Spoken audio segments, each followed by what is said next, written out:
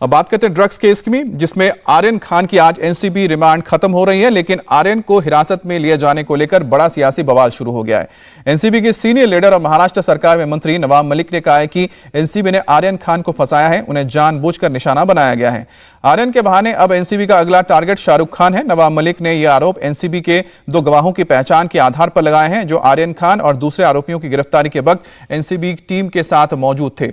ये दोनों बीजेपी के नेता और पीएम मोदी अमित शाह के साथ इनकी तस्वीरें हैं। नवाब मलिक ने सवाल उठाया कि अगर ये गवाह हैं तो आर्यन खान को लगभग घसीटते हुए एनसीबी के ऑफिस में क्यों ले जा रहे हैं। एनसीबी की रिमांड खत्म होने के बाद आज अब आर्यन खान की कोर्ट में पेशी होगी, तो यह सवाल भी उठेगा कि हम आपको इस मामले पर उठा पूरा सियासी बवाल दिखाएं। उससे पहले आज होने वाली पेशी की बात।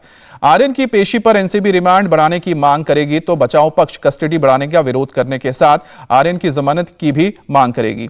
एनसीबी का कहना है कि आर्यन समेत सभी आरोपियों की कस्टडी इसलिए जरूरी है क्योंकि इनसे पूछताछ के जरिए पूरे ड्रग्स रिंग की जानकारी मिलेगी। वहीं बचाव पक्ष शुरू से ही कह रहा है कि आर्यन का ड्रग्स मामले से कोई लेना देना नहीं है। वो पार्टी में गेस्ट के तौर पर गया था और किसी को नहीं जानता था। लेकिन एनसीबी का कहना है कि आर्यन के व्हाट्सएप चैट से उन पर सारे आरोप सही साबित होते हैं। वहीं बचाव पक्ष का कहना है कि चैट से किसी भी तरह के ड्रग्स लेने देने की बात साबित नहीं होती है। एनसीबी के मुताबिक आर्यन आरोपियों और दूसरे ड्रग्स पेडलर्स के संपर्क में थे, जबकि बचाव पक्ष का कहना है कि आरोप बेबुनियाद है क्योंकि आर्यन के पास से कोई ड्रग्स बरामद नहीं हुई है और जो धाराएं लगी हैं वो एनडीपीएस एक्ट की जमानती वाले हैं धारा है।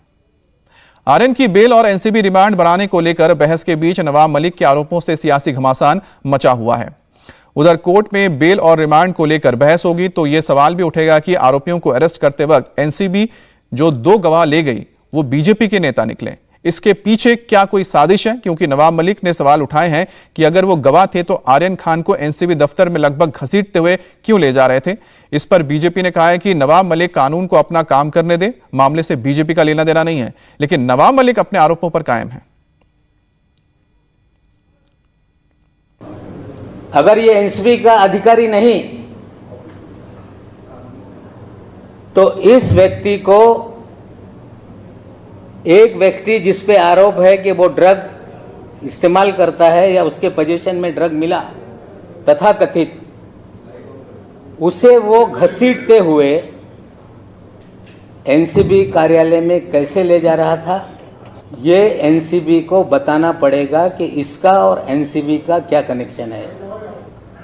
जो दूसरा वाला व्यक्ति है जो अरबाज को ले जा रहा है, उसका नाम है मनीष भानुशाली। ये भी एनसीबी का अधिकारी नहीं है, ये भारतीय जनता पार्टी का उपाध्यक्ष है। इन महाशय के फोटो देश के प्रधानमंत्री मोदी जी के साथ हैं। मनीष भानुशाली के फोटो अमित शाह जी के साथ हैं। मनीष भानुशाली के फोटो देवेंद्र। अब नवाब मलिक ने एनसीबी पर जो आरोप लगाए हैं वो है तो गंभीर, लेकिन एनसीबी की तरफ से भी प्रेस कॉन्फ्रेंस की गई और एनसीबी ने कहा कि इस केस में पूरी लीगल प्रोसेस को फॉलो किया जा रहा है। हालांकि एनसीबी अधिकारी ने इस बात का जवाब नहीं दिया कि जिन लोगों को उसने गवाह बनाया था वो आरोपियों को पकड़कर क्यों ले जा रहे थे। सारे पंचनामा कानून के प्रावधान के हिसाब से बनाए गए हैं। कानून में प्रावधान है इंडिपेंडेंट विटनेस को शामिल करने का, तो इंडिपेंडेंट विटनेस जो शामिल किए गए हैं उनके नाम मैं पढ़ देता हूं। प्रभाकर सैल, किरण गोस्वामी, मनीष भानुशाली, ऑब्रेज गोमेज, आदिल उस्मानी, वी वेंगणकर, अर्पणा राणे, प्रकाश बहादुर, शोएब फैज, मुजम्मिल इब्राहिम। सर, गोसावी को क्यों अधिकार दिया गया कि वो आर्यन खान को पकड़ कर ले गया?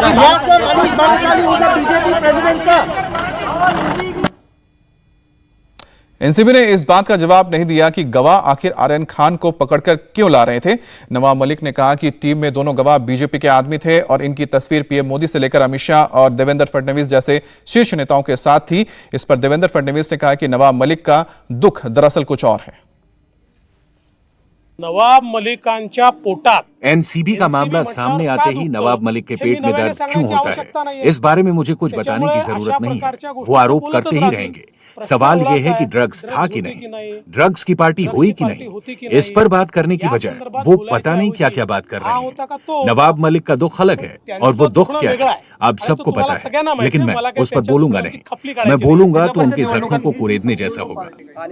जहां तक उनका महाराष्ट्र का बॉलीवुड को बदनाम करने की साजिश का आरोप है, तो मैं कहूंगा कि अगर उनके पास सबूत हैं तो दिखा दें। हे मी याकरता सांगत नाही की त्यांच्या जखमेवरची खप। और एनसीबी ने जिन 2 गवाहों की पहचान बीजेपी नेता के रूप में की है, उनमें से एक है मनीष भानुशाली। हमारे संवाददाता अभय पराशर ने मनीष भानुशाली से संपर्क किया और पूछा कि बीजेपी कार्यकर्ता होने के बावजूद वो इस केस से कैसे जुड़े। मैं आपको एक ही बात कहना चाहता हूं, मेरे पास एविडेंस भी है। जब भी कोई इसके ऊपर कोई भले समिति का गठन होवे, भले महाराष्ट्र गवर्नमेंट करे या सेंट्रल गवर्नमेंट करे, कि मेरे पास जानकारी जब 1 तारीख को आई है, अभी आप व्हाट्सएप पे कुछ भी डिलीट करोगे आपको बैकअप मिलना ही है। 1 तारीख को मेरे पास जानकारी आई है और 2 तारीख को कार्यवाही हुई है, तो उसमें किसी का लेना देना किसी नेता का कुछ नहीं है और हो भी नहीं सकता है। सीधी बात है, मेरे पास जानकारी जब 1 तारीख को आई है और मैं 2 तारीख को जहां जा रहा हूं मैं अधिकारी को ये पूरा जानकारी साझा करने के लिए, आप मेरा कॉल रिकॉर्ड देख सकते हो, सारा कुछ देख सकते हो।